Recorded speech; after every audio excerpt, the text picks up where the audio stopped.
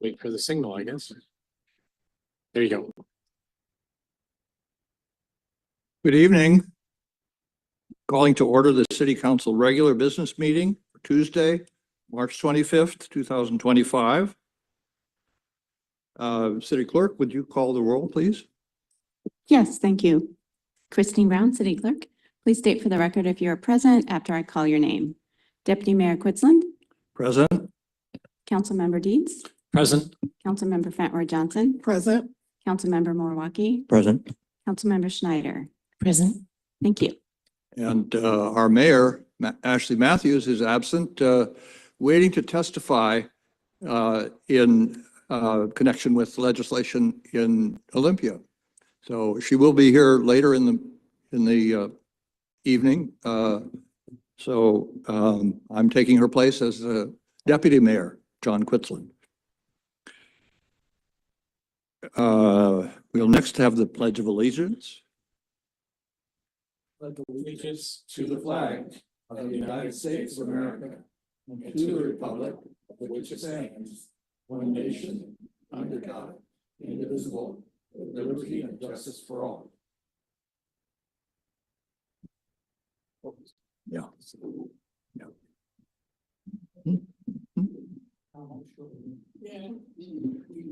Oh, there she is. Well, you keep going. Very good.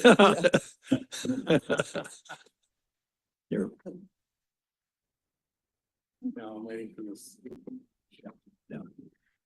You keep going. And then All right.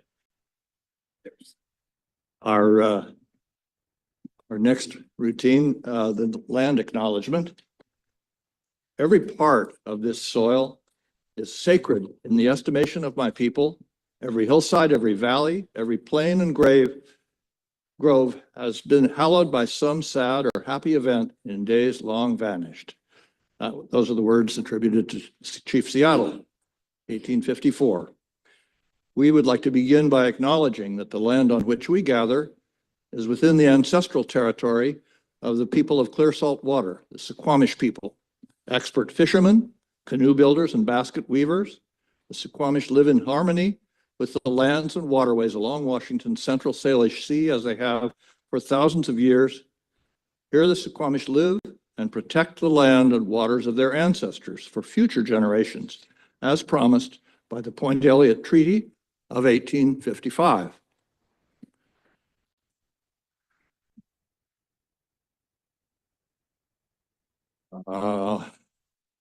May I have a motion for approval of the agenda? Councilmember Morawaki. Thank you, Deputy Mayor Quitsland. I move approval of tonight's business meeting agenda as presented. Second. Moved by Councilmember Morawaki, seconded by Councilmember Fentworth Johnson. All those in favor? Aye. Aye. Any opposed? Thank you. Are there any conflicts of interest to disclose? Nope. Seeing none. We're joined here by our city manager, Blair King, and the city attorney, Jim Haney, and others from the city administration. Yes, city clerk and deputy city manager, Ellen Schroer. I'll let the mayor take the presentations. Yes.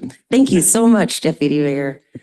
Hi, everyone. Okay, so next we are at presentations. So first up, we're going to present a proclamation declaring March 31st as Cesar Chavez and Dolores Huerta Day of Service and Learning.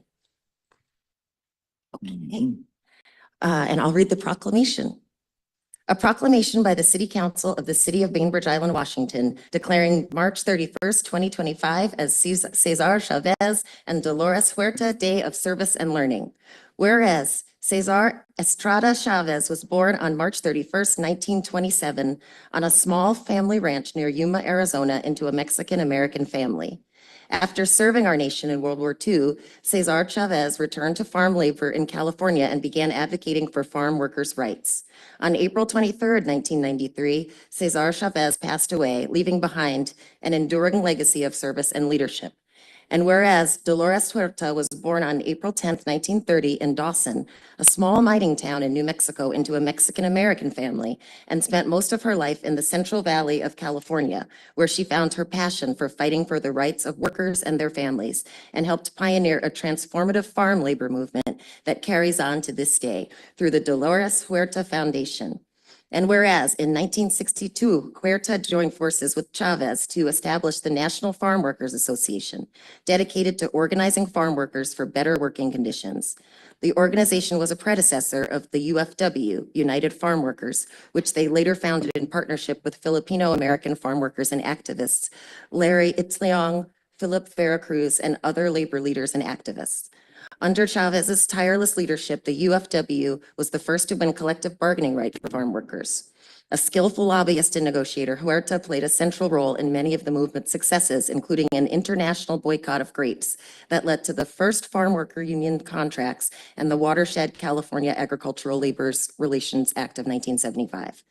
And whereas the UFW's collective bargaining agreement significantly improved the quality of life for farm workers throughout the United States and continue to impact workers' lives today, as well as hold significant meaning for Chicano and Filipino communities on Bainbridge Island. And whereas in 1994, Cesar Chavez was posthumously awarded the Presidential Medal of Freedom, the highest civilian honor in the United States. And whereas Dolores Huerta's lifelong pursuit of justice has earned her many accolades over the years. In 1993, Huerta became the first Latina inducted into the National Women's Hall of Fame. She received the Eleanor Roosevelt Human Rights Award in 1998, was awarded the Presidential Medal of Freedom in 2012, and inducted into the California Hall of Fame in 2013. She continues to spread her message and share her story. Now, therefore, I, Ashley Matthews, Mayor of the City of Bainbridge Island, on behalf of the City Council, do hereby proclaim that the 31st day of March shall be known as Cesar Chavez and Dolores Huerta Day of Service and Learning, in order to reflect on and honor the lives of those distinguished leaders and celebrate their impactful contributions to labor, civil rights, and women's movements, and urge all Bainbridge Island residents to take inspiration from their example.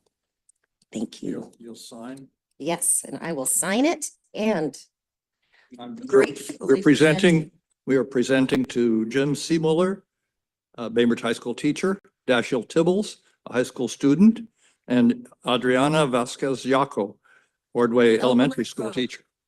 Yeah.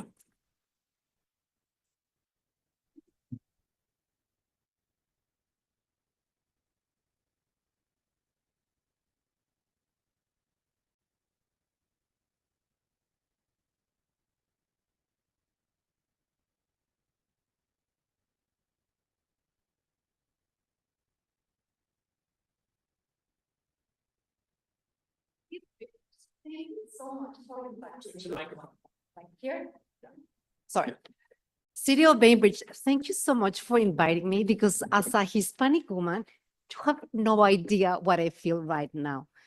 I have been a long time follower of Cesar Chavez, and especially Dolores Huerta life work and achievements. They are my inspiration. Okay. And I think it's important for me to teach my fourth graders about them, because I want to inspire them. I want to inspire them when I teach them about their life and their work. And I want to inspire them with 3 ideas. The first one is the power of your voice. Speak out for what you need and what you think is right. The second one is think critically about the world around you. Question the inequalities you see. And the third one, and this is the one I hold in my heart, is this positive message of hope and possibility, that everything can be achieved. Doesn't matter how hard it looks, how difficult it appears. Sí se puede. And that translates as yes, it can be done. Yes, it's possible. So all of you, remember, when you are going through a hard time, Sí se puede. Gracias.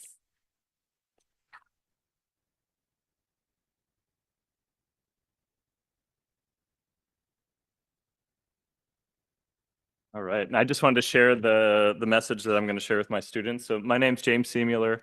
I'm a social studies teacher at Bainbridge High School. I've been teaching at the high school for about 18 years now, and one of the classes I've been teaching is American Studies. And Dashiell's a student in this class just last year. He's a senior, but as a junior, he was in my class last year. And so this was just the message that I was going to share with my classes on the actual day. So today we gather to acknowledge the remarkable legacy of two individuals who have shaped the course of our nation's history, Cesar Chavez and Dolores Huerta. The proclamation of a day of service and learning in their honor is not only a recognition of their personal sacrifices, but also an acknowledgement of the powerful social change that they ignited. Chavez and Huerta dedicated their lives to fighting for the rights and dignity of farm workers. Through their tireless advocacy, they brought national attention to the plight of those who labor in the fields, often under grueling and unfair conditions. Their nonviolent approach, their call for justice, and their commitment to equality paved the way for future generations of activists and labor leaders. By proclaiming this day for Cesar Chavez and Dolores Huerta, our city honors not only their incredible contributions, but also the broader struggle for justice, equality, and human rights. It sends a powerful message that we stand in solidarity with the marginalized and acknowledge the importance of unity and collective action. And I think that it serves as a reminder that change is possible when we come together and fight for what is right. So I'm honored to be a representative of the Social Studies Department of Bainbridge High School. But it's the students of the high school who work to make this happen, including Calvin Culver, who couldn't be here today, and Dashiell Tibbles, who's here and you're going to hear from soon. It's students like these, they're the ones who inspire me every day. And so this day is not just about remembering the past, it's about continuing the work that they began. It reflects the very essence of our community's commitment to fairness and equity for all, regardless of background or status. In honoring Cesar Chavez and Dolores Huerta, we not only pay tribute to their legacy, but we reaffirm our collective responsibility to work towards a more just and inclusive society. And my hope is that we can take inspiration from their example and continue their work to change lives for the better in our community and beyond.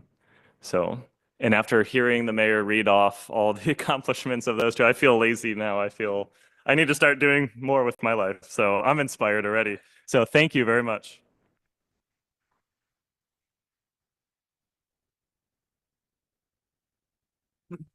So it's gonna be hard to follow up those two great speeches, but I'll try my best. Thank you all again for having me after last year. It was great last year, and it's great to be here again.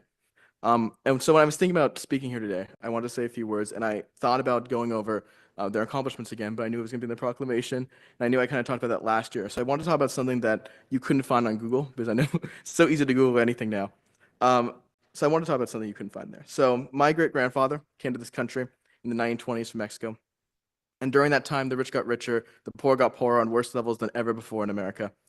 And the Gilded Age, the shine and sparkle of it, just kind of hid a lot of that for most people until the Depression hit.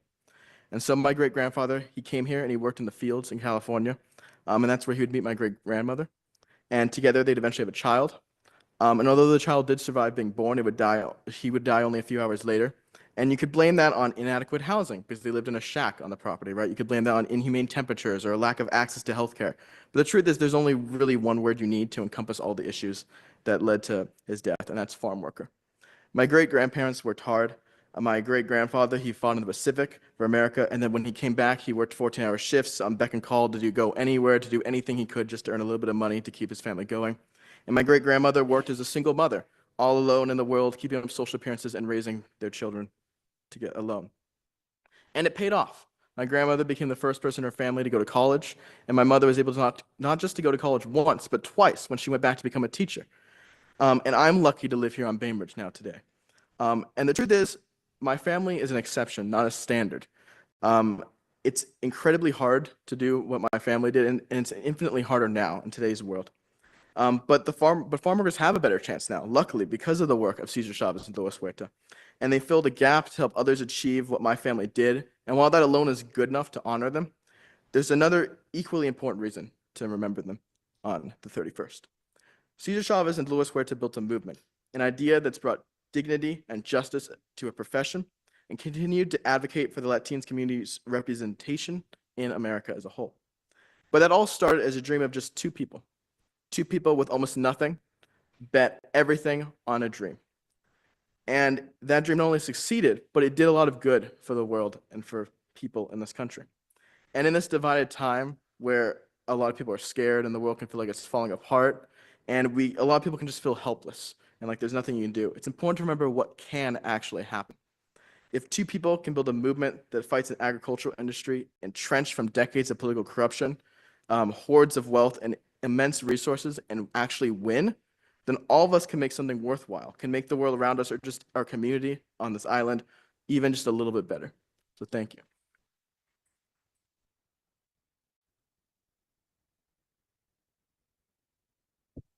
Thank you so much. Next, we're going to present a proclamation for Nidito Nayoni, Let It Not Happen Again Day. Councilmember Murwaki. Thank you, Mayor Matthews. A proclamation by the City Council of the City of Bainbridge Island, Washington, declaring March 30th, 2025 as Nidito Nayoni Let It Not Happen Again Day, marking 83 years of healing. Whereas 83 years ago, on February 19th, 1942, President Franklin Roosevelt signed Executive Order 9066, which authorized the removal of anyone of Japanese ancestry from the entire west coast of the United States. And whereas the first exclusion area designated was Bainbridge Island. And whereas on March 24th of that year, the Bainbridge Island Japanese American community were notified that they would be forced from their homes in 6 days to be sent to an unknown destination. And whereas on March 30th, 1942, 227 Bainbridge Islanders of Japanese American descent were herded aboard the ferry Colocan on their way to concentration camps in California and ultimately Minidoka, Idaho. And whereas on that day, 227 of our friends and neighbors were the first of thousands of Japanese Americans forced to abandon their homes and belongings and to live under guard at camps scattered throughout the United States due to the baseless racist fears that they were not loyal first and foremost to the United States of America.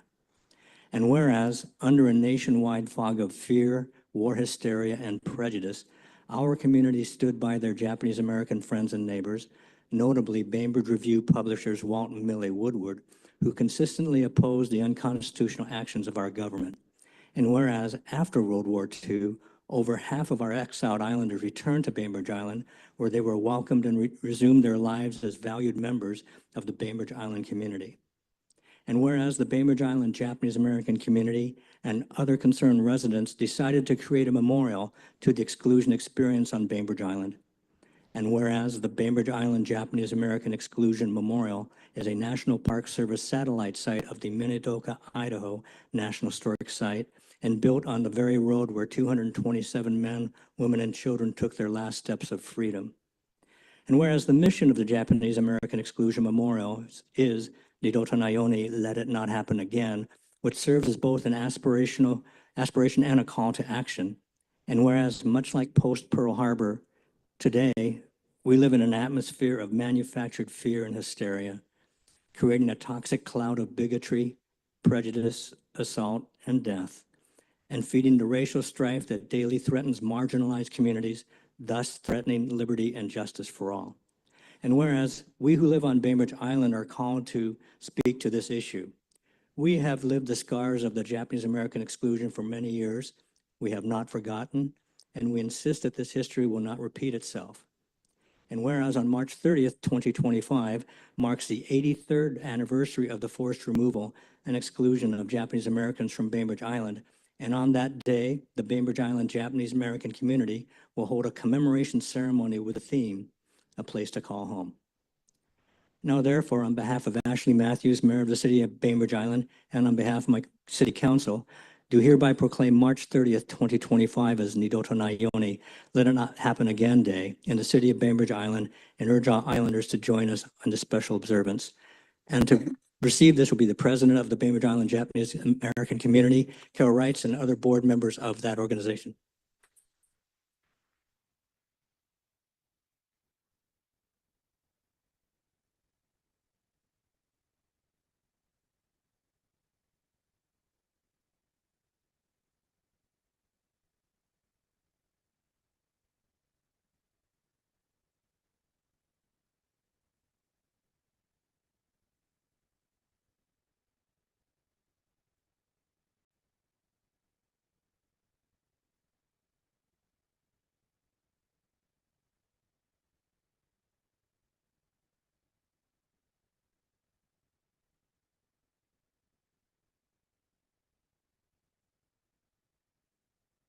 I'm Carol Wrights, and first of all, I appreciate the fact that you doing what seems to be a very easy, normal thing to do, whereas these days one cannot and we don't take for granted these types of proclamations. I think you know what I'm talking about. And I also love the fact that these two proclamations always take place together, the Cesar Chavez and ours, because both have its base in the farming community. Rotary International believes that peace is possible, and they have 8 pillars in which they believe if we can work on those, we can achieve positive peace. And the thing that both of our groups are addressing is the pillar of equitable distribution of resources, which is the ability to access resources such as education, health, clean water, employment, and justice in your community without worrying about how your identity will make it difficult to obtain. So thanks again. Hope to see you tomorrow night at the movie and on March 30th.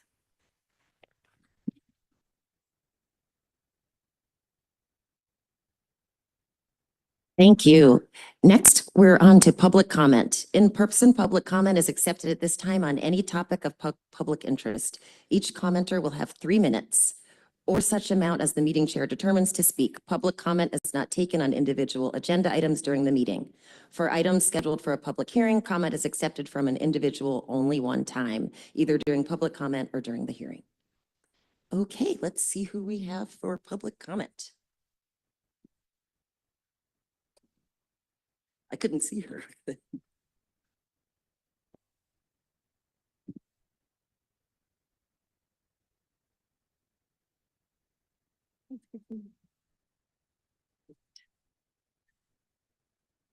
Okay, first we have Colleen Miko. Good evening. I'm Colleen Miko, manager of Bremerton Kitsap Access Television. BCAT is the public access channel for the city of Bainbridge Island, Kitsap County, and other cities. I'm here to provide an update on how we serve the community in 2024 and share our successes that are on this handout here. Most know BCAT from our service contract with the city of Bainbridge Island to provide live video coverage of this and other meetings. A shout out to Mike, our crew member behind the scenes tonight. BCAT covers 14 different regular meetings for 9 different agencies. In 2024, we recorded and aired 247 meetings, and 48 of those were COBE. Government meetings were 53% of our new program airtime on the channel. We also provide a unique non-commercial venue for the public to express their passions and opinions on television, and 40% of our new content was created independently by community producers who submitted 597 programs to air on BCAT just last year alone. We appreciate that Shannon Hayes often provides us videos, such as the recent piece on Bainbridge Island as a bicycle-friendly destination. BCAT original programming created in-house by our staff was 8% of our new content. We spotlight positive hyperlocal stories not covered elsewhere in the media, like the Battle Point Astronomical Association and the Bainbridge Island Museum of Art. We assist citizens and nonprofits in getting what's important to them on BCAT, even if they lack the technical expertise or the equipment. And we do that through our membership program and our production studio near the Kitsap Fairgrounds. The county and cities each appoint representatives to serve on the BCAT Community Advisory Committee, which provides feedback and gets the word out about BCAT services. And we are grateful to those volunteers that you've appointed to that committee. There are many ways to access BCAT content. You can watch BCAT on Comcast Channel 12, Astound Channel 3. You can live stream from bcat.org.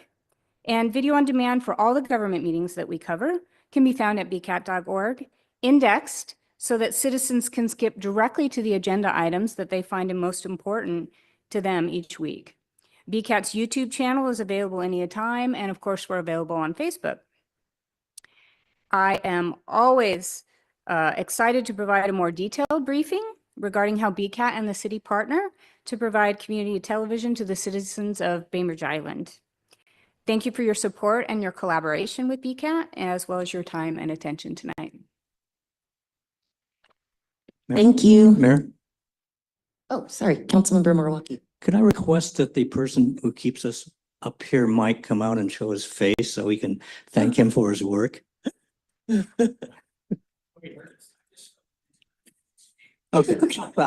thank you. Thank you, Councilmember Murwaki. Next, Bruce Wyland. Good evening. Thanks for letting me speak. I'd like to just comment really briefly on something that I hope will be on the next meeting's agenda. I think you've all seen the memo from John Quitzlin that was appended to the back of the agenda package, asking that to be set on the next week's agenda. And I want to just suggest that that is a vitally important item that should be front and center next meeting. It has to do with affordable housing overlay zones. As you know, the city is struggling, and the Planning Commission is struggling with dealing with the 600-page DEIS proposal, which at its core is essentially proposing to upzone the entire area of Winslow with buildings that potentially could be 4, 5, and 6 stories high. That means those tall buildings could be built under their proposal in the DIS from Waterfront Park all the way up to High School Road. Now, I hope no one actually is planning to put that into place. It just, with all due respect to the staff, it sounds insane. It is not needed for the population allocation. It supposedly is only for the purpose of affordable housing. In other words, the only reason we have to upzone anything, according to the DEIS, is to encourage affordable housing. The problem is there's nothing to suggest that that will actually be a result. Even inclusionary zoning, at its best, will only add a few hundred affordable housing units rather than the 1,300 target. So I was so delighted when John Quitzlin and some other folks encountered this concept of affordable housing overlay zones. And I think there is an article I think it's called MSRC. And I would like to take, if you don't mind, I will email it to all of you that explains what the affordable housing zones are. Bottom line is, it's a way to target upzoning only on parcels which become 100% affordable. It's not just a layer on the top. And so you will, by using these affordable housing zones, if you find them to make credible, you will not have the mass zoning update. You will not be overburdening the aquifer. You will not be blowing a giant hole in your 20-year infrastructure capital improvement budget. And you will not be ripping out the quality and the livability of Winslow, but you will have the best shot at getting affordable housing. So I know this is a future agenda, but please focus on it as really critical, and I appreciate your time. Thank you. Thank you so much. Next, Janelle Pereira. I like your R's. Hello, good evening. My name is Janelle Pereira. I'm on Bluff Lane. City Council, city staff, folks here in the chambers, and anyone joining on Zoom. As your neighbor, I am here to invite you to the hands-off march and rally taking place Saturday, April 5th, from noon until 2 o'clock. The march will start from Waypoint at the intersection of 305 and Winslow Way and head downtown. More details to follow in the coming week. Please watch for flyers or go to Hands Off Bainbridge Island. Hands Off is a national event currently in 600 plus towns and cities in every state and growing. This event is to help all of us take back what is being stolen: our rights, our services, jobs, our education, LGBTQ plus rights, healthcare, protection of our environment, our safety nets, our freedoms, our privacy, our data, funding, grants, research, innovations, immigrants, our voting rights, domestic and global security, our choices, our histories, our ethnicities, our faiths, our national parks, our future, and our hope. Please join this community event. Bring your families and friends, neighbors and strangers, colleagues, and your voices. Create signs and please walk with us. It is time to speak out and take action for what is ours, for the greater good of our community and for the greater good of our country, for we, the people. Thank you. Thank you. Is there anyone else who wants to speak who's in here? Yeah. Good. Okay. And then we have two remote, we have Melanie and then Malcolm.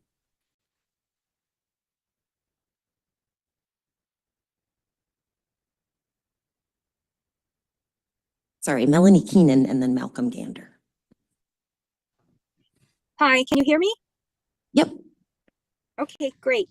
Hello, my name is Melanie Keenan. I am a licensed geologist, hydrogeologist, volunteering on the Environmental Technical Advisory Committee.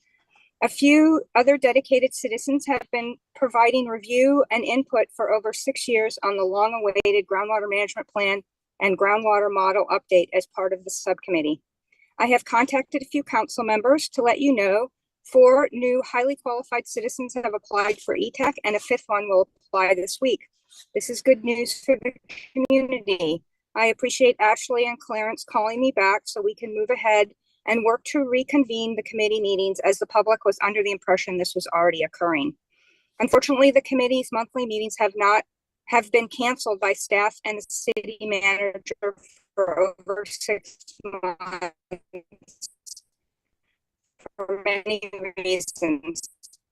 Kobe does not have a hydrogeologist or staff. You're breaking up a little bit. Sign on that last paragraph. I'm sorry, I'm in the car. Yeah, I can tell where you are. This is why the city hired EA consultants to do the DEIS and finish the groundwater management plan and model update. Just on the Planning Commission. Meetings will help meet public stakeholder input requirements for the groundwater management update. This will help build confidence in the community by having several qualified experts to review documents that have environmental scientific importance for the future of Bainbridge Island.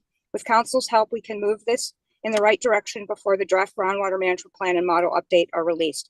I also want to stress the importance for peer review of the groundwater management plan and model update. The previous USGS groundwater modeling and reporting went through rigorous peer review before being published. This is a standard practice in many scientific disciplines. Also, I want to remind council to schedule the required stakeholder input for the groundwater management plan as outlined in the consultant's scope of work previously approved by council. Thank you for your efforts to protect our limited environmental resources in accordance with the Growth Management Act. Have a nice meeting. Thank you. Thank you. Next, Malcolm Gander. Hi. Malcolm. Malcolm Gander, Rolling Bay. I wanted to talk for a second about the groundwater management plan, but what I want to focus on is having a public island-wide meeting once the draft groundwater management plan is released around April 18th. The city hired a consultant, EA, to do the groundwater management plan. And one of the line items in their scope of work is to have a public island-wide meeting where citizens can listen to a presentation on the findings from the meeting and listen to management strategies and talk about existing conditions of the water supply and what we can do and how we can prioritize managing the resource properly. As it stands now, there's a groundwater management plan subcommittee, ETAC members, utility advisory committee members, and climate change members, 2 each. And they're going to be able to weigh in about the draft groundwater management plan twice for 2 meetings. And then similarly, there's a technical advisory committee that has a representative from Kitsap Public Health District, Suquamish Tribe, and but there's a gap here. We need to include informed, non-technical people from the island. Melanie Keenan has been convening some water resource public meetings. We had over 50 Oh, you're breaking up so much, attended Malcolm. a couple weeks ago, and there's increasing interest in the groundwater management plan, and it's incumbent on the city. And I'm going to be talking to city council members about this. Please. If you have your testimony in writing, would you mind sending it to us just so we can, I think I get what you were saying. I can fill in the gaps, but just in case. Okay. Thank you, Malcolm. Okay, thank you. With that, we're going to close public comment.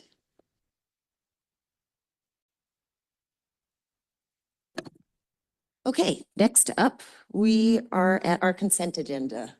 Councilmember Morwaki. Thank you, Mayor Matthews. I move approval of the consent agenda as presented. Okay. Second. Second, okay. Approval made by Councilmember Morowaki, seconded by Deputy Mayor Quitzlin. All those in favor? Aye. Aye. Any opposed? Okay, our consent agenda is approved. Next, council announcements. Does anyone have an announcement? Councilmember Morowaki. Thank you, Mayor Matthews. I don't recognize this place because last night there were a bunch of tables around here. I'm going to let my colleague talk about it, and Councilmember Quitzlin was there as well. A nice workshop.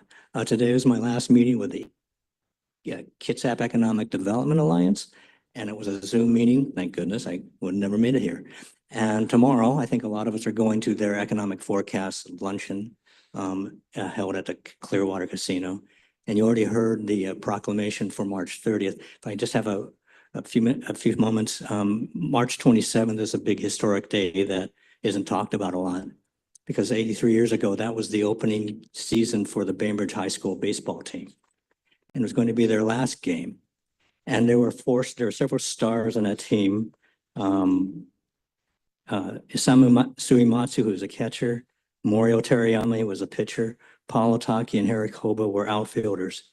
And they were great players, but he kept them in. There was the coach, Walt Pop Miller, kept them in for the whole game because this is going to be their last game. And they were so tense and nervous. Well, they didn't know what their future was, but they didn't want to fail. They wanted to win it for the team. And so they didn't perform as they did. They used to be the best hitters and the best catchers, and they didn't hit. They were having errors, and coach kept them in. They lost 15-2. But what that said about our community was volumes. They could have lost by 100-1. It still would have been a great game. Mm-hmm. That's what this community is about. Thank you. I like that. Councilmember Schneider. Thank you, Mayor. So I want to just comment a bit about last night as well.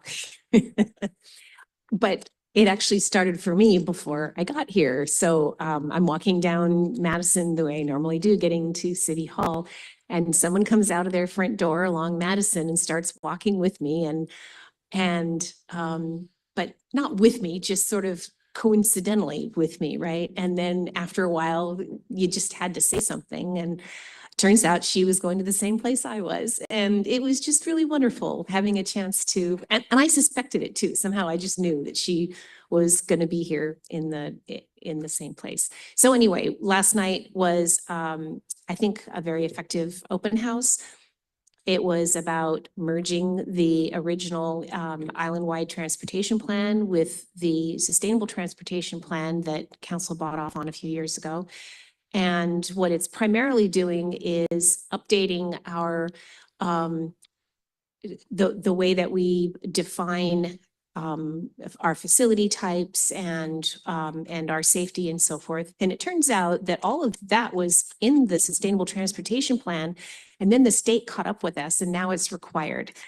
And I didn't even know that. I didn't know that a lot of what we were doing in merging these documents had actually become a requirement of the state, but we were there first. Anyway, I was very proud of our staff and happy to see everyone that showed up. Thank you.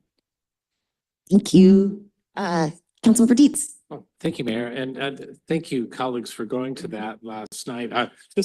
I'm sorry, I missed it, but this is the report that came out and it's an excellent document. I recommend the community to take a look at it. Staff is to be commended for putting this together. So excellent work. As for myself, let's see, yes, tomorrow we have the Kitsap Economic Development Alliance Economic Forecast luncheon. And I think, was it Councilmember Moriwaki is going to be there, and Mayor will be there, and I'm not sure who else is going to be there. But anyway, it's a pretty, yeah, you're going to be, well, city man, well, yeah, city manager will be, yeah, of course. Anyway, a good event, sort of an annual gathering of in those in Kitsap talk about economics. And then just last week, the mayor, myself, and the deputy mayor, we met with our counterparts in city of Poulsbo at City Hall in Poulsbo, and just talk about common issues that impact both cities. As you can expect, we all are subject to, the traffic, the housing, all these issues. So it's just a way of us sharing information, insights. So it's it's a quarterly meeting that we gather. So I just wanted to mention we did that. And that is it for me. Thank you so much. Thank you. Deputy Mayor. Yes, I'll just mention a couple of things. Thursday last week, I was the liaison from the council to the Utility Advisory Committee. I've mentioned this before. That's a hardworking committee. They're working on completion of a rate study for the water utilities and also bringing up to date the utilities element of the comprehensive plan. This will be made public once the draft is completed, but it's being worked upon by this committee and in other respects. That work is going forward. We'll hear more about it in due time from the planning director. Just to add a little footnote, my pleasure in participating in yesterday evening's public engagement for the mobility plan, I was able to meet two high school students who are interns at the city. And it's a great opportunity for students. It's a great opportunity for the city to use those talents and give students a chance to see their government and to contribute in various ways to the functioning of the various elements of city government. I look forward to more of the same, and those students are really shining examples. So. Thank you. Councilmember Moriwaki. Thank you, Mayor Matthews. Just want to give to Director Sharnas a shout out to Hannah. I forget her last name, but I found out last night that she wrote this island-wide mobility plan, and it is exceptionally well done. I thought it was a consultant that did it. I mean, it's really good. And I know how long those reports take. So please give a big shout out to our thanks. Thank you. Let's see, what did I do last week? Main thing that I can remember from last week that stuck out was Saturday, I moderated a town hall at that was held at Bainbridge High School. It was completely full, standing room only. And I have to say, I came away so proud of our community. We've all been seeing things on the news, town halls nationally where folks are just screaming and yelling. There were lots of issues to get through, and our community showed up, asked questions, but was respectful. And it was just, I left inspired that we can actually come together and make some good things happen, and proud to represent this community. Afterwards, they went and did the same town hall in Bremerton. And at that town hall, protesters showed up, just as we had them doing signs, but came and were completely disrespectful, went to the rep's home. And so it's just boundaries. And we're all here trying to represent you, but all these things are happening to us too. So we're all human, we're all doing the best we can, and let's fight for each other. That's it. One final point. Oh, sure, Councilmember Morocco. I understand she's in the executive department, so I should give the shout out to our city manager. And also, I was honored to kick off the new mural that's downtown. It's right, and it's a place called The Cove, and a woman named Molly Brommer has been working on this, and it's exceptional. And I'm telling you, it's going to be the new selfie thing for people. It's really great. So please go see it. Thank you so much, Councilmember Milwaukee. And with that, let's go on to our city manager's report. I have no report for the council, but I do want to acknowledge and thank the council for publicly acknowledging various members of our team. You provided several mentions of various staff members at the last council meeting from the dais. I give out stickers, and so at the last meeting, we gave out stickers if you got a shout out a positive way from the dais, and we'll make sure that we extend a sticker for Wednesday as well for Hannah Porcher. I love that. We're going to make you run out of stickers. That's the new goal. Okay, on to regular business. First, item 8A, received monthly update on the Winslow sub-area plan and comprehensive plan updates. Yes, thank you, Mayor. As the council knows that we are scheduling these items on a regular basis for the council so that we can try to increase the level of communication and understanding of the status of the development of the comprehensive plan and the Winslow sub-area plan. It also is a way to provide an opportunity for feedback from the council from time to time. Our planning director is going to report on some of the progress that is being made. We're still, we have concerns internally in City Hall about the pace of play, but we are very pleased that some at least interim recommendations, they're not fully yet developed for council consideration, are coming forward. And that's what we want to explain, that this is a status report. This isn't necessarily a presentation for recommendations, but merely a status report of the work that's being done at the Planning Commission. Thank you very much, City Manager. Good evening, City Council. Patty Charnas, Planning and Community Development.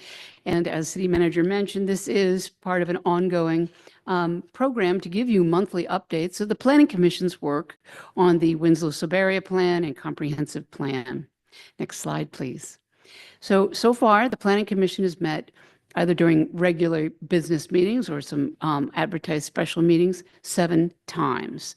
At the beginning of the year, staff did provide a package of some proposals to begin that conversation, and it included a proposed schedule. A lot of work and discussion has occurred, and the good news is that it's my pleasure to present some preliminary results tonight of their hard work. As always, we encourage City Council to tune into the meetings or watch the videos of those meetings because while they're long, they're really substantive, and I've complimented the Planning Commission before. It shows that they're really hard at work, working together. Next slide, please. So first, it's our pleasure to share a proposed working outer boundary for the Winslow sub-area. This is not too far off of the staff recommended outer boundary, save for a couple of differences. One, to the northeast, there are properties that the Planning Commission included now, as of now, because again, they emphasize that this is a working boundary so that they can continue their work on the zoning districts within and then come with a final package later on. So to describe some of the differences are the properties to the northeast that are currently outside of the sewer service area, additional properties to the west of Sportsman Club Road, and additional residential properties to the west connecting to Finch Road. This is, great that this is their first level of work. And it meant a lot to them to emphasize that this is a working boundary. Next slide, please. But importantly, Planning Commissioner Peter Schaub is able to share his device during public Planning Commission meetings using the ability to overlay on high quality, recent, high resolution Google Earth images. This really helps orient the public and the Planning Commission alike to geographic locations and other important orientations that you don't necessarily get on a zoning map. So this is an example of that working outer boundary of the Winslow subarea. Next slide. Their first work includes a working outer boundary of the high school road zone. And again, this is how it would appear on a zoning map. Next slide, please. But at lower altitude, again, high quality, high resolution Google Earth imagery, you can see now with more specificity where the Planning Commission recommends the high school road zone be. Again, they'd like to, it's not that far off from the staff draft either. And this constituted a lot of robust discussion as well. And we want to thank the council liaisons that tune in or are present during these Planning Commission meetings. I know it's very supported. Next slide, please. So our final thing to display and be really, really happy about is a proposed working outer boundary of the ferry zone. This took a lot of discussion. Next slide, please. But again, you get a better sense when it's overlaid on real imagery. This was produced along with some motions that I'd like to come back to the City Council with next monthly update.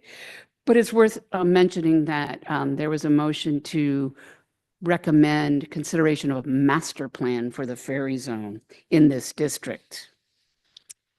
Last slide, please. So again, during the April monthly update, I'd like to bring any and all results that occur between then and now, and also a comprehensive list of the motions that they have passed so that we can discuss them in more depth. It's important to note that the first quarter of 2025 is now behind us this week. And staff is preparing to take the outcomes of the Planning Commission's work to help develop with the Planning Commission goals and policies for the Winslow Subarea Plan and work on other elements of the comprehensive plan. The motions that I'll bring to you, and probably they'll be added to in this month of meetings, represent ideas and other items that the Planning Commission wishes to formalize in a motion, but helps aid them in the conduct of their work. So there is a motion in the packet that just ask the City Council to positively affirm the Planning Commission's work to date. Thank you very much. And of course, I look forward to coming back next month. Thank you so much, Director Charnas. Okay, and I want to note that Councilmember Hytopoulos is not here, and I know she would really want to be part of this discussion if we were getting too deep. So maybe just what we're feeling, but not like anything that we're making decisions on or motions. Does that make sense? Okay, I didn't see who was first, so we'll just start Councilmember Schneider and then Deputy Mayor, and then Councilmember Dietz. Thank you, Mayor. I want to go deep a little bit. Okay, a little bit, but her to be mad at us. We don't have very tried, many Kirsten. opportunities, and this is maybe not so much about what the planning commission has done, although I have to say, I really appreciate the deep work that they've done on those boundaries.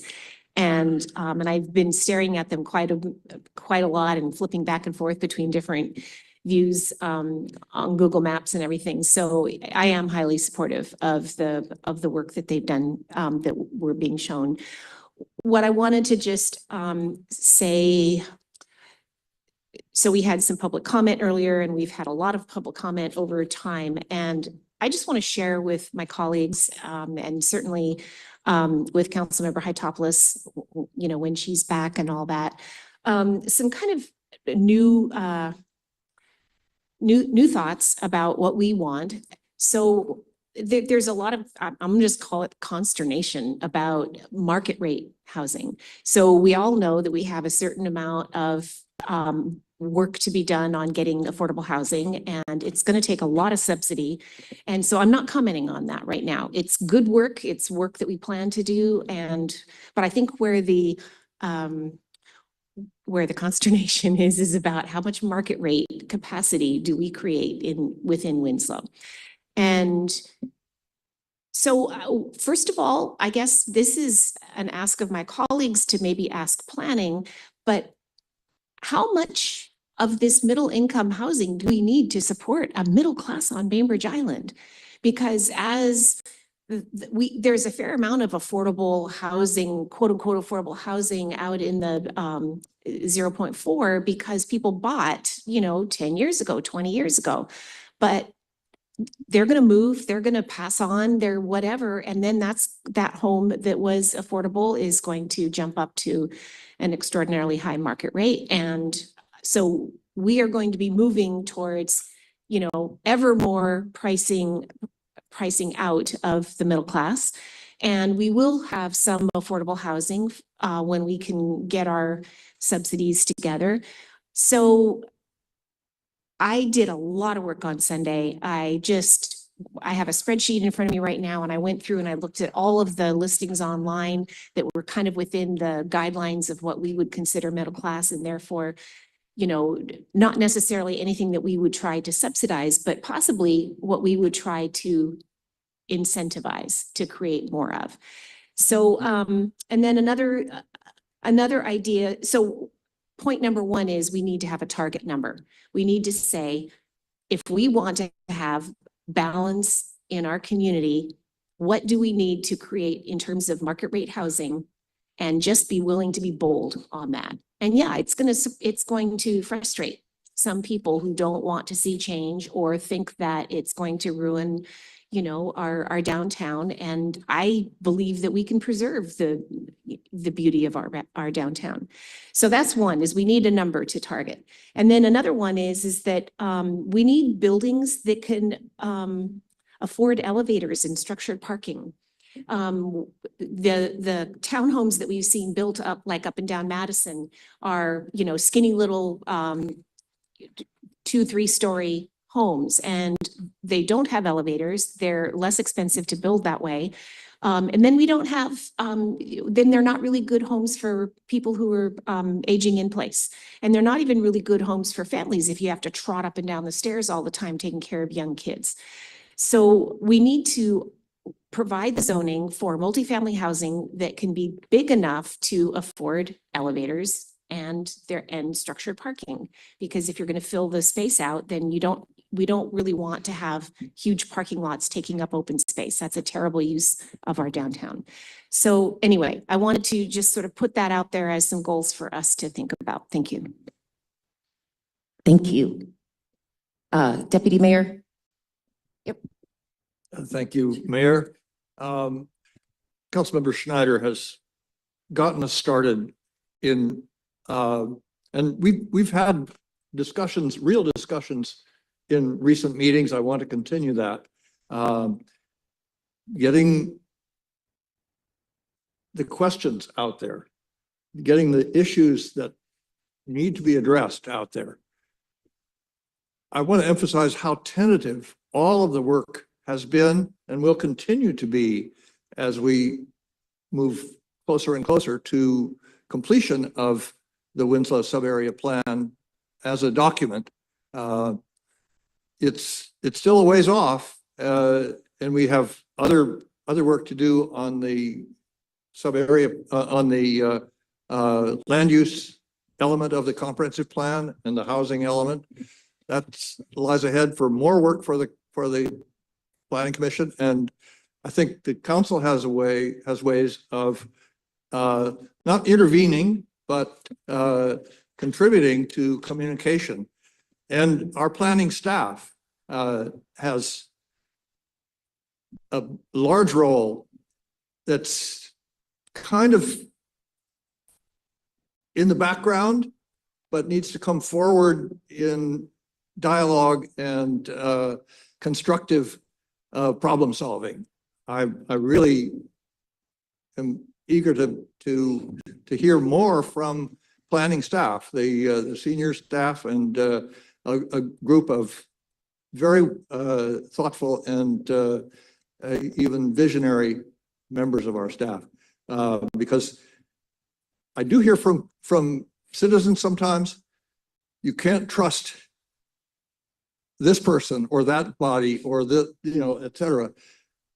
We've got to overcome the levels of misunderstanding and kind of suspicion by simply coming out with ideas that do meet community needs and don't create the worst case scenario. We're trying to avoid, we're trying to sidetrack all the worst case imaginings that that are really part of our culture and need to be dealt with. So I'm going to move the recommended motion to affirm the Planning Commission recommended working outer boundary for the Winslow sub-area, and to affirm the Planning Commission recommendation boundary for the High School Road and Ferry zoning districts. Second. Okay, we have a motion. It was made by Deputy Mayor Quitzland, seconded by Councilmember Morawaki. So we still have some discussion, so Yes, I'll come back. yes. I'll speak just very briefly to say these are pieces. There are more pieces to come to complete this pattern of zoning districts. And the Planning Commission, I think, they've cast a wide net for ideas and approaches to this process, and they're developing the momentum and the clearer and clearer understanding of the best things for our pattern. And this was set in motion by a recommended set of recommendations from the planning staff. Recommendations give rise to discussion, decision, or refined recommendations, and it's all still moving and unsettled at this point. But yeah. Thanks, Deputy Mayor. Councilmember Dietz. Yeah, thank you, Mayor, and thank you everyone for your comments. And I was going to make the motion, but you beat me to it. That was good. Let me see. I did, first off, I wanted to commend the commissioner. I didn't catch his name. Peter. Here, I'll grab the deputy mayor. He prints these out. Yeah. This is sort of my night for showing things, but great overlays. It's amazing how just a visual like that just makes things so much easier. So excellent work. So where are we at? I take Councilmember Schneider. She's asking the right questions, and I can't help but feel that part of the work that we are doing with this comp plan update is, of course, attributable to the Growth Management Act, but also in particular the countywide planning policies which we adopted, which includes, that was our quote number for you would say market rate homes. So that's already been baked in. We already agreed and voted on that. That is through our countywide planning policies. So then we have the House Bill 1220, which has the affordable housing element, which is it's much more difficult to try and do affordable housing as if we're all gathering, because it has to be subsidized. So this is why we're putting so much focus on the affordable housing. The rest of it, which is under the countywide planning policy agreement that we did, to me, that is part of the plan. that our plan will incorporate those numbers. So I'm very happy to hear what Councilmember Schneider has to say, but in my mind, we're already doing that. It's not something that we're not acknowledging, if you will. So anyway, great work. Progress is being made. It's slow, but everything takes time. So thank you. Thank you, Councilmember Dietz. Councilmember Marwaki. Thank you, Mayor Matthews. So Councilmember Quitzel took your motion away and you kind of took away what I wanted to say, Councilmember Dietz. But I'll amplify it in a different way. His name was, what was his name again? Peter Commissioner Schaub. Schaub. You know, again, thank him for his very clever idea and actually seeing the photographic stuff. I don't know if the city manager gives stickers out to volunteers, but I think he's certainly worthy. And I'm making a comment because the images, we look at R2, R5, and they're just numbers and people don't know what even that means, you know, units per acre or whatnot. But when you see it and you go, oh yeah, those are apartment buildings, or those are, you know, commercial buildings. Oh, I get it. And I want to compliment also the process. It looks very logical. Looks like they thought about it. Current land uses are complementary. So these boundaries are, I think, very well thought out, and I really appreciate their work. Thank you, Councilmember Marwaki. I'm pretty much going to echo everything my colleagues have said. As someone who sits, I've listened, yes, either been here or sits in on the meetings, I can tell they're doing an immense amount of work.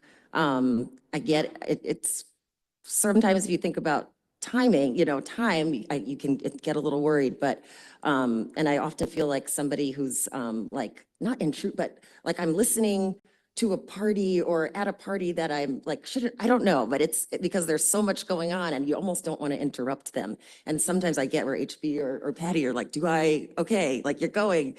So I just want to commend you for working so well to balance it all out. Because I get on one hand, it's like, don't give them all the information, let them come up with it. And then we're like, staff, give them information. We don't want you to, so it's like, what do we want you to do? I get that. And so you are doing the perfect thing, which is just rolling with you know, trying to do the best. So thank you. Thank you to the Planning Commission, not only Peter Shaw, but Ben Dines, Commissioner Dines, Commissioner Prudhomme. They all have sort of stepped outside of this box. I think Commissioner Prudhomme might have started it with the screen sharing, but then it's just become something really helpful. And it's like, we expect it. It's so helpful that when they're not doing it, I'm like, wait, I can't see where their boundaries are. So just really want to thank them for their work. We, in our Pollsville meeting the other day, had a chance to ask if they had turned theirs in yet. They have not. And so they're still working at it. We'll start working at it. I see progress being made. We have a motion. So I'm really excited about that. I also wanted to take a moment to recognize Speaker and Representative Frank Chop, who passed away this weekend. Yes. And he was someone who we had talked about our affordable housing projects with. He was actually there the first time that I interacted with Low Income Housing Institute. And I know he was really excited about our project. So just wanted everyone to think of him and his family, and we'll be thinking of him as we get this affordable housing done. So thank you. And we have a vote to do. So all those in favor? Aye. And any opposed? Okay. Thank you. So Mayor, I just wanted to mention, thank you for the motion and the vote. As you know, the council governs by consent, order, and decree. In other words, the motion becomes the most important thing. And as people articulate comments, it is helpful. On April 22nd will be the next time an item regarding the comprehensive plan and Winslow Suburb Plan will be before you. Based upon the comments that I'm hearing from the council, we will try to structure that in such a way to allow the council to make motions to see if collective action from the council would like to be made. Because again, as I hear individual comments without motions, I think there is the opportunity then for the council to maybe make motions in what it would like to proceed with regard to these important documents in tandem. Thank you so much, City Manager. I'm hearing them too. I think we're about ready, just wouldn't want to proceed without Councilmember Hytopoulos on that. Okay, next we are on to consider ordinance related to unlisted land uses, also planning. Yes, thank you, Mayor. I am again going to ask the planning director to come forward, but want to remind the council that this item came up back in April when the council was considering the methodology that's employed in our municipal code of how land uses that are not called out specifically are treated. The general intention was to perhaps move away from a process which relies heavily upon the determination of paid staff to more of an involvement from the policymakers, whether it be the appointed people on the planning commission from the city council or eventually the city council itself. That is a direction which I endorse.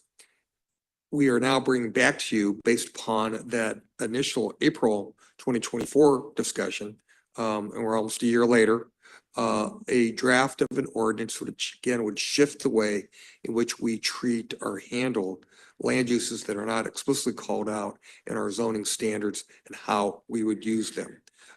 The planning director will make the presentation. I would like to point out that the action before the council this evening is to take this draft ordinance, if it's acceptable to you, and forward that on to the planning commission for their review and recommendation back to you for eventual action. And with that, with planning director. Thank you. Thank you, City Manager. Again, Patty Charnas, Planning and Community Development.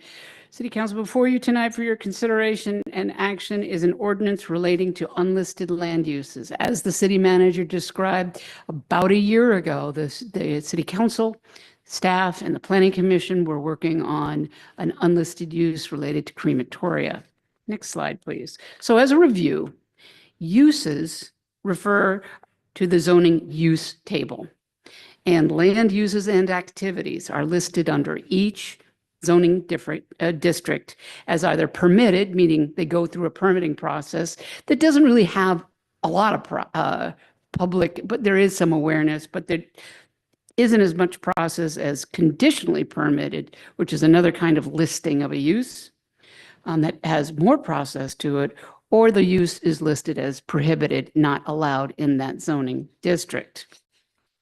Next slide, please. If you recall last year about this time, I gave some examples of uses that don't easily fit into our zoning use table, like small passenger helicopter manufacturing, a mink farm, and laser or paintball park.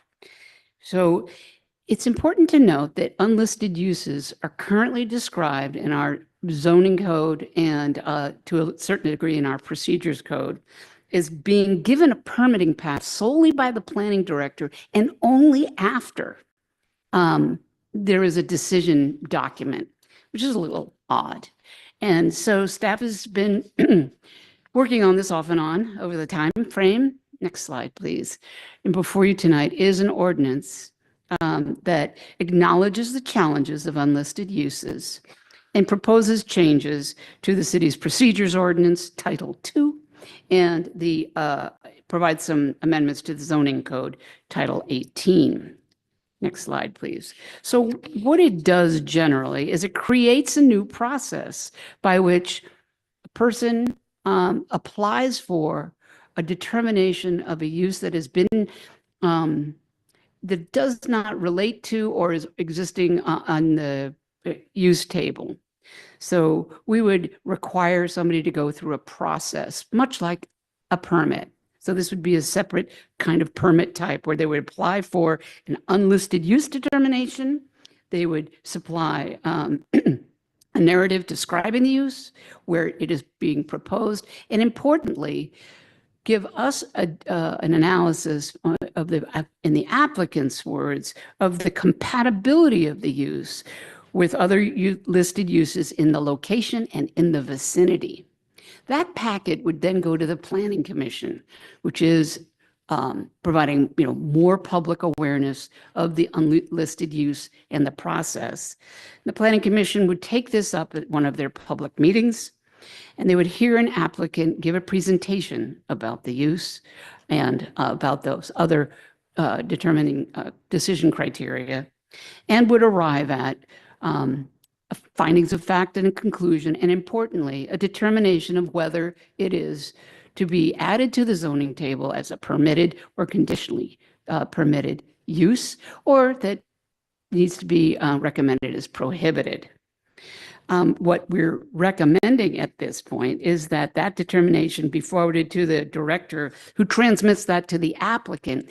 And importantly, if they proceed to want to go through the process, the permitting process, now that their unlisted use has been given a determination that gives them a sense of going to a permitting process, that determination and all of the justification would be part of the application package, not necessarily the part of the decision, so that there's even more public commenting opportunity. So it's a new process. I know City Manager mentioned that maybe there's a desire to have City Council make these determinations. However, right now it's proposed at the Planning Commission level. So next slide, please. There is a motion in your packet to ask the Planning Commission to take this topic up, to hold a public hearing and come up back with a recommendation on the process. Last slide, please. So thank you for your consideration of this request. I look forward to hearing your discussion. Thank you, Director. Deputy Mayor. Thank you, Mayor. I'd like to take the step recommended to place the package on the table, and I do have some suggestions for, I think, clarification of the language in a couple of places. I move to direct the Planning Commission to hold a public hearing on the proposal to amend Bainbridge Island Municipal Code Section 18.09.005 and Section 2.16 relating to unlisted uses. Oh, a second. And okay, and I'd like to speak to this briefly, just because a few amendments may improve the language. On page 1 of the ordinance, and I, for the public, I communicated these things in a message to council because it's a little cumbersome when you don't understand in advance what's being suggested. But these amendments are what I would suggest: changing a date on page 1 of the ordinance. Simply, there was a March 19th should be March 25th, this date. That's a no-brainer, I would say. The only really substantial change that I would make is with reference to the language on page 2 of the ordinance. When the department receives a land use or building permit application for an unlisted use, such application shall be returned, etc. I think that creates that focuses on one of several possibilities, and I would suggest this language instead. A permit for an unlisted use may require, as a prerequisite, application for an unlisted use determination pursuant to Municipal Code 2.16.230. That's language very close. It doesn't change the intent at all, but just describes a reference in that language to the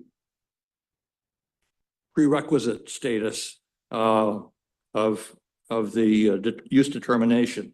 And then the language on page 3 and a little bit of page 4 that describes the procedures to be followed in creating this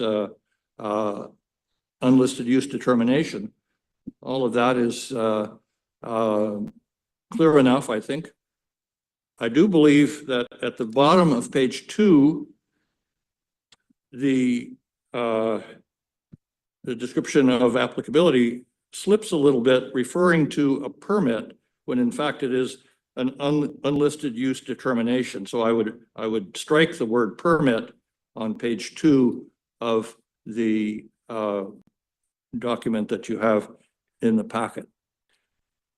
Are these amendments appealing to anyone else? Okay. And Director, would you feel these are appropriate changes? Maybe ask. No, we can- again, through the, yes, we don't want to engage staff directly Yeah. without, thank you. We've reviewed these and I think that they would be, my recommendation is that you make a motion to make the amendments that are presented here and then vote on the, whether you want to transmit this to the planning commission for their consideration. Yeah.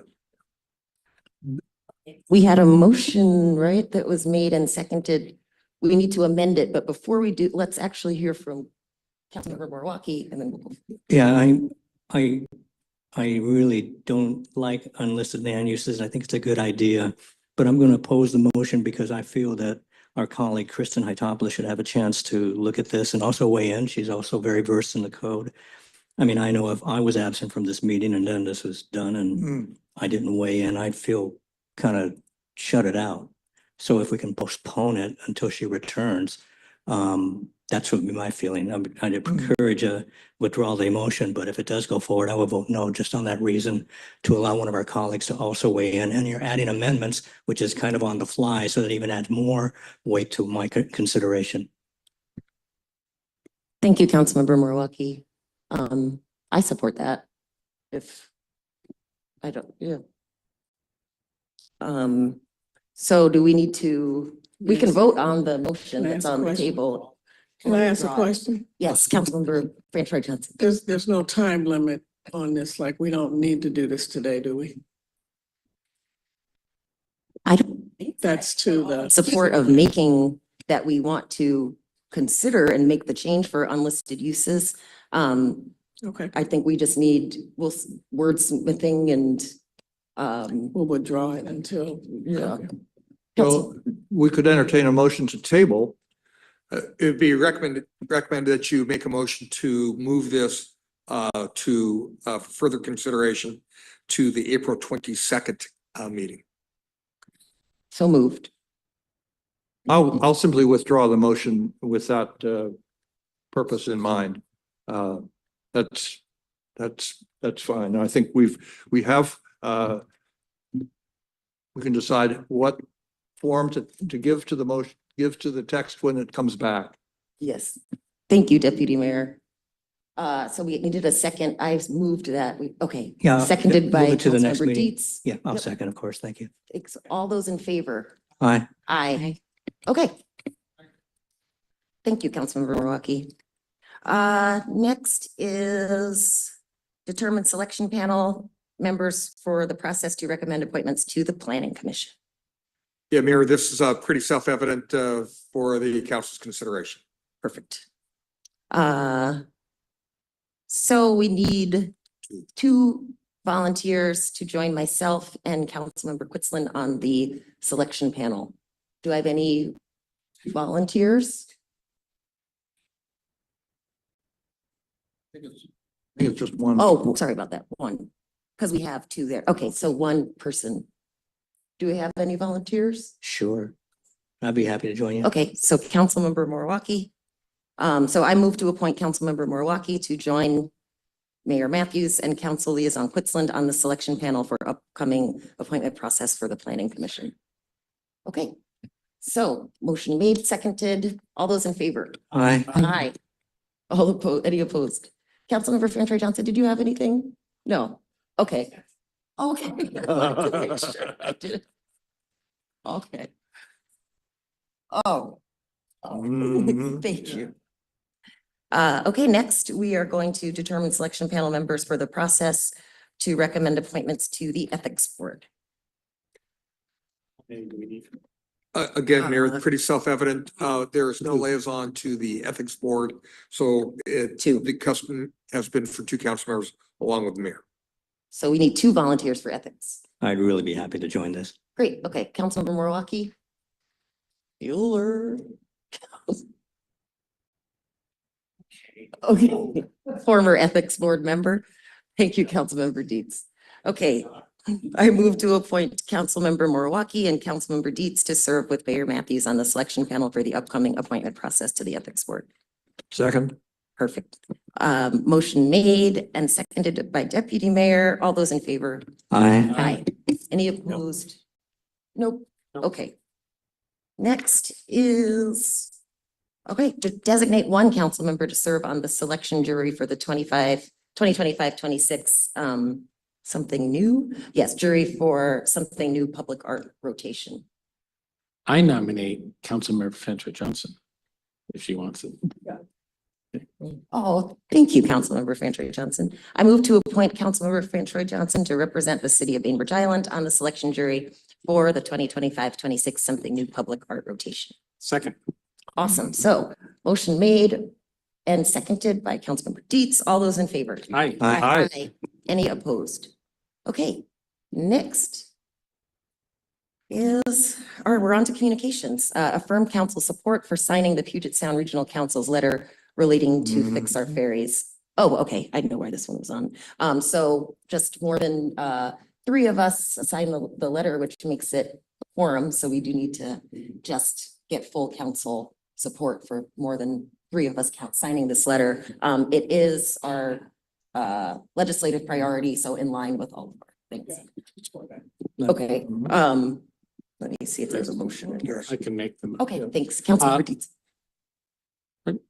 I move to affirm council support for signing the Puget Sound Regional Council's letters relating to fixing the ferries. Fair. Second.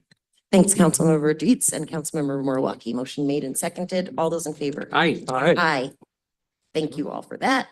All right, next we're going to consider a request from Deputy Mayor Quitzlin to add a discussion on a proposed motion relating to affordable housing overlay zoning ordinance in the Winslow sub area to future council agenda. This is just to discuss to put it on the To a future agenda, a discussion. future agenda. And this was what Bruce Wyland was referring to as well.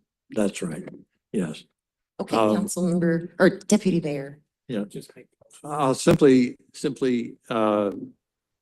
make the motion to move to direct the city manager to ask the planning director to work with the planning commission and consultants on no, I'm sorry, I'm getting ahead of things. I'm sorry. No, to just simply to place this on the April 8th agenda for our next business meeting. Second. Yeah. And just to clarify for the public, this is talking about an affordable housing overlay for a future discussion, not to be discussed tonight, but at a future meeting. Yes. Right. We're just agreeing to discuss. Yes. Yeah. All right. All right, was there a motion? It just got made. Yep. Okay, all those in favor? Aye. Aye. So we're just gonna have a little, just 2-second discussion. We did get an email expressing some concerns that this might make the planning commission feel like we are usurping or getting in the way of their work. And so I wanted to just say that's not our intent in any way. And if anyone feels that way on the commission, please let us know. But all those in favor? Aye. Okay. Aye. Yep. Yeah. So that passes unanimously. And with that, I believe we are adjourned. Okay. Good meeting. Yep, it's on agenda.